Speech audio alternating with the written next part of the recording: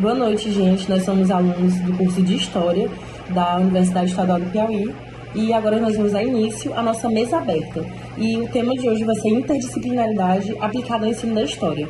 Nós vamos entrevistar duas figuras da nossa cidade, Teresina. A primeira vai ser Maria Lúcia. Ela é mãe de santo, ela é uma líder comunitária na casa Maria Sueli, localizado na Zona Norte de Teresina. E também o Raimundo Filho, que ele é vazanteiro, é líder comunitário, ele participa do programa de mestrado da UESP, do campus de Parnaíba, e ele também é professor da SEDUC, lá em Piripiri. E a nossa primeira pergunta como que a gente pode aplicar o ensino, a questão das religiões de matriz africana no ensino na história na nossa sala de aula? Eu sou Maria Lúcia, sou leira, vazanteira, mãe de santo. Eu comecei a trabalhar muito cedo na olaria, tinha uns 7 anos de idade, um ofício que veio lá de África, que era a construção de potes, de tijolos para construir, e aqui foi nós trabalhando para construir Teresina. Eu sou presidente do Museu da Resistência Boa Esperança, um museu indígena que tem aqui na região da Zona Norte, que funciona na Casa Maria Sueli, e também nós estamos coordenando a Biblioteca Entre Rios, também onde nós temos promovido rodas de conversa, que a gente chama roda de fuxico, com os nossos mais velhos e os mais novos trocando, compartilhando. As pessoas falam em troca. No mundo capitalista é meio difícil, escutar esse negócio de troca. Mas a gente compartilha, a gente às vezes faz uma coisa aqui, um enxerga, outra lá enxerga. E assim a gente vai vivendo, Sou contra-colonial, acredito nos fundamentos ancestrais, nas filosofias de terreiro, nas filosofias dos mais velhos, tudo que eu aprendi com os mais velhos. Aprendi e acredito porque pratico, acredito na força da ancestralidade. Eu até pergunto para os alunos, às vezes, você sabe a história de Descartes, Foucault? Ele disse que sabe, eu pergunto, você sabe curar um cobreiro? Não sabe. E eu acredito porque eu sou uma curandeira de cobreiro e acredito na filosofia ancestral porque dá certo. E foi assim que eu cheguei até aqui, porque quando eu era criança na nossa comunidade, primeiro que nós não temos religião, Como dizia Marx, que religião é o ópio do povo, nós temos espiritualidade. E para nós, a nossa espiritualidade é viva, pulsante e veio no coração do nosso povo sequestrado de África. Nós temos os nossos guerreiros, nossos metratons, que nos orientam e nos dão força para viver essa espiritualidade na comunidade e resolver os problemas, trabalhando a partir do que causa esses problemas, para que a gente possa encontrar juntos e juntas uma solução. Afinal de contas, às vezes muito do que me afringe também meu irmão, a minha irmã, e a nossa espiritualidade nos ensina que a gente só pode resolver os conflitos juntos e juntas. E pensar como a nossa espiritualidade, ela pode ser útil no cartesiano é algo que a gente ainda precisa estar mais junto, viver mais, porque nós somos teoria e prática, acreditamos que não existe teoria sem prática. De entender que uma mãe de santo, uma sacerdotisa de terreiro, ela é guardiã do legado e da cultura do povo africano. Entender que, primeiro, o cartesiano tem que entender que nós somos o povo da circularidade.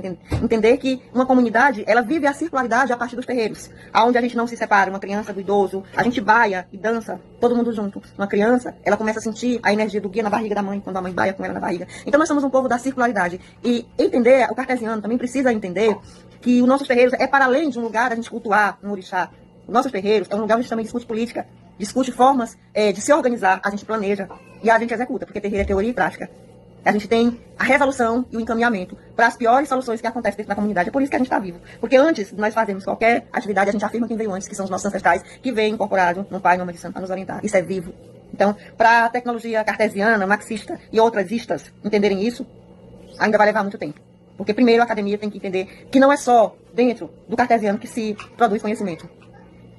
A gente produz conhecimento quando a gente desce do salto e se propõe a escutar o nosso vizinho, a nossa vizinha. Porque a gente não vive só. E é isso que nós aprendemos dentro dos nossos terreiros. É a compartilhar, é a confraternizar. Por isso que nós estamos sempre ganhando dentro dos terreiros. E vivos até hoje. Porque nós não acreditamos em resgate, a gente acredita em potência. E a potência viva. Olá, me chamo Raimundo Pereira da Silva Filho. Sou vazanteiro, membro da comunidade da Boa Esperança, na Zona Norte de Teresina. Sou historiador, especialista em História e Cultura Afro-Brasileira, em Patrimônio e Cidade e em História do Brasil. E atualmente cursando mestrado profissional em Ensino de História na Universidade Estadual do Piauí, no campus de Parnaíba. E também sou professor da Rede Estadual Municipal na cidade de Piripiri. Respondendo à primeira pergunta, a importância das religiões, do ensino das religiões de matriz africana, no caso o candomblé ou a umbanda, é importante no combate ao racismo e à intolerância religiosa. Através da Lei 10.639, que instituiu a obrigatoriedade do ensino de História e Cultura afro-brasileira e africana, essas religiões, o entendimento sobre essas religiões é importantíssimo, porque muitas das vezes, além da questão do racismo, a questão racial que é cometida, tem a questão da intolerância, as pessoas assimilam essas religiões com a questão demoníaca, tudo que não é cristão, tudo que está fora do padrão cristão, cristão católico, o cristão ocidental, não é visto como religião, então é associado ao demônio. Então, não só, através dessa lei, da 10.609, não só é responsabilidade da disciplina de História, mas da diversas disciplinas constantes no currículo, e da instituição de ensino, da gestão e da coordenação. Trazer para a escola esses debates, essas informações, e na sala de aula também, ser debatido, ser explicado, ser inserido. Falando um pouco de cada item, né, cada componente dessas religiões e as suas importâncias, os seus rituais. Né? Por exemplo, porque na cultura brasileira é muito comum você, na virada de ano, fazer simpatia, pular onda, né, e demonizar a religião africana, de matriz africana. Então tem essas hipocrisias, né, da sociedade brasileira. A segunda pergunta que a gente selecionou do chat foi a seguinte, né? Como é que você avalia a abordagem das escolas em relação à história e à cultura afro-brasileira? Eu avalio de forma negativa. E uma tarefa que nós, mães de santo e sacerdotes da terreira temos feito é justamente estar mostrando com a prática para as nossas crianças, para que elas se fortaleçam e até se defendam no sistema educacional cartesiano. Por que eu estou falando isso? Primeiro porque, vou falar aqui do estado do Piauí, existe uma lei, né, que essa lei ela obriga o ensino da cultura e da religião afro-brasileira nas escolas e isso não acontece. E sabe por que não acontece? Porque as nossas crianças que precisam fazer um preceito, ou seja, colocar um orjá para poder entrar em determinados dias na escola, elas chegam e falam pra gente que foram discriminadas. Então, que sofreram na escola por parte dos outros coleguinhas e até da própria professora, dos professores, porque eles não estão preparados para entender que o que nós fazemos é ancestral e que vem de muito longe. E tudo que a gente faz tem um porquê. E eu vou dar um exemplo bem simples aqui. Eu sou coordenadora de um museu na comunidade, que é um museu indígena e negro. E nós recebemos uma exposição e convidamos a comunidade a participar e as escolas. E aí o que foi que aconteceu? Passou-se o tempo, as crianças vieram, inclusive elas me perguntavam, tia, onde é que tá os objetos africanos? E eu sempre pedia para que elas olhassem no espelho e perguntassem no espelho, na imagem do espelho, o que elas estavam vendo. Elas diziam, eu estou vendo a minha. Eu digo, então você é o nosso tesouro africano.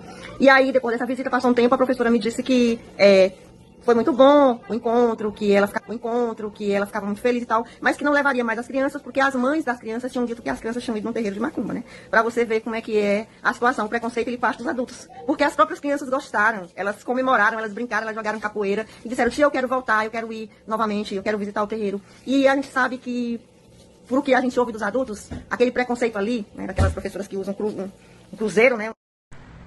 Respondendo à pergunta 2, essa abordagem, né, inclusive agora a lei já fez 20 anos que foi promulgada, a lei 10.639, que trata sobre o ensino de história, né, e da cultura afro-brasileira, africana, e muito pouco a gente tem visto sobre a implementação dessa lei, tanto pela questão de formação dos professores, preparação, e também a questão de materiais pedagógicos acessíveis e que sejam práticos, né, na sala de aula. Mas, independente dessas questões, o mais importante é que os professores, né, e não só os de história, todas as áreas, se atentem ao que está nessa lei e que essa lei seja compreendida e praticada em sala de aula. Então, não pode ficar esse debate só com a disciplina de história. E até uma questão pormenorizada, né? Ela tem que ser uma questão maximizada. Porque nós vivemos num país com alto índice de racismo, né? Onde a população negra é mais criminalizada, a que ocupa os piores postos de trabalho, que é menos remunerada. Então, isso tudo é reflexo da construção histórica do Brasil, através da escravidão, do escravismo. Então, são questões que não foram sanadas, não foram respondidas, né, à altura. Como os professores podem abordar o tema do racismo de forma que eduque e empoderem os alunos negros? Primeiro, a gente acredita que numa sociedade capitalista não se tem como empoderar ninguém. A gente acredita que se nós tivermos acesso a uma educação problematizadora, que vai direto nas raízes dos problemas, principalmente desfalciando a história do Brasil, que é uma história mal contada, e esse é uma tarefa que nós temos feito no terreiro, é desfalciar essa história, que Pedro Álvares Cabral nunca descobriu o Brasil, a gente sabe que aqui já havia uma população indígena e que não aceitou ser doutrinada, né, por conhecer todo o território, teve uma capacidade mais assertiva no sentido de não se deixar escravizar. Então, nós não acreditamos que a gente pode se empoderar na sociedade capitalista. O que a gente pode fazer é buscar saber das nossas raízes, juntar os nossos e as nossas e contra-colonizar, como nós temos feito historicamente, porque para nós nunca foi por dentro do Estado.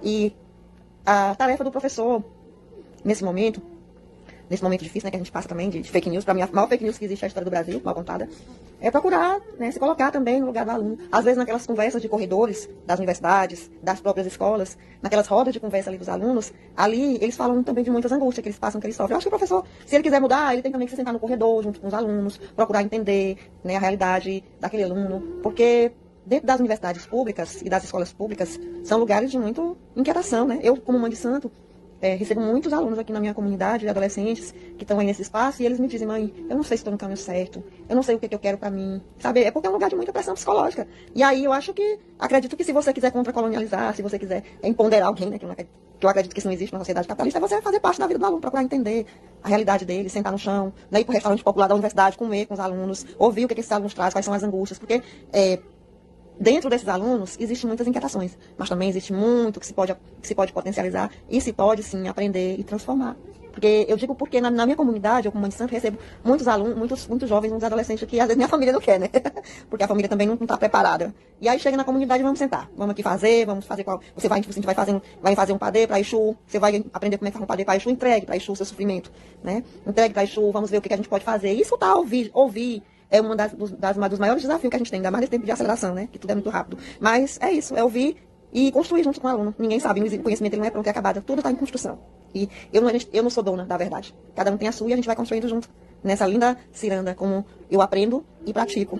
Né? É a circularidade. Porque, diferente do cartesiano, que é tudo quadradinho, enlatado dentro da universidade, nas comunidades é na circularidade. Nas nossas rodas de conversa participa do criança. Respondendo a pergunta 3. Como já foi falado, todos os professores da escola, eles têm essa importância e essa responsabilidade de falar sobre esses temas, racismo, sobre intolerância religiosa, porque são problemas que estão entranhados, né, dentro da nossa sociedade. Então, conhecer a clientela, conhecer os alunos, sua origem. Muitas vezes tem aluno que é de religião, de matriz africana, não fala por vergonha de retaliação. Então, é muito importante o professor conhecer o público para que ele trabalha, os alunos, os estudantes.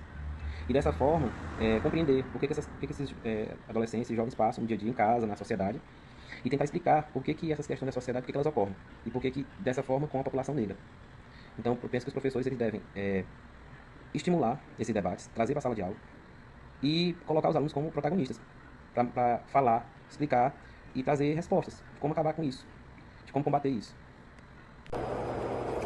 E, gente, assim nós encerramos a nossa mesa de hoje. Eu gostaria de agradecer essa troca, foi muito bacana, todo esse conhecimento transpassado. Espero que chegue à nossa comunidade da licenciatura, aos alunos, e que o ensino e a pesquisa, a história se torne cada vez mais acessível, mais amplificada. E é isso, gente. Muito obrigada. Boa noite.